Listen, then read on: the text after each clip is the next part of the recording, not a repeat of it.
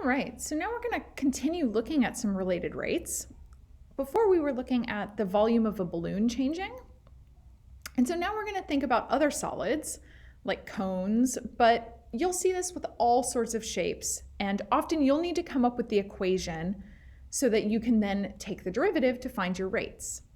So the cone over here has a height of 15 inches and a radius of 5 inches. So I'm going to add that to my diagram.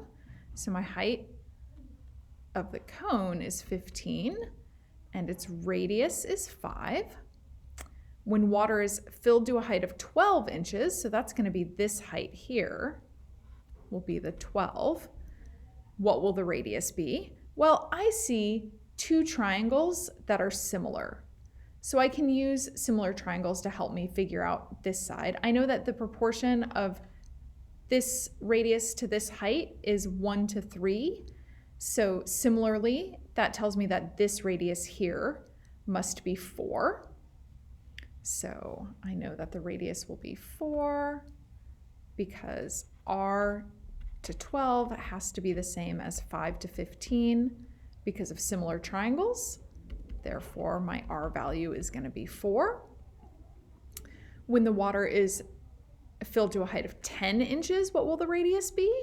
Well, now I'll do a similar idea that r over 10 is the same as, I'm just going to reduce that right away to 1 over 3 because this one I can't think about as quickly. So I know that's going to be 3r is 10. Therefore, my r value will be 10/3.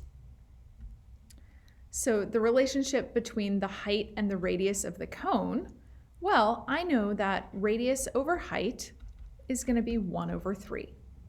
So that's going to be my relationship. I could also say that the height, this implies that the height is 3 times the radius.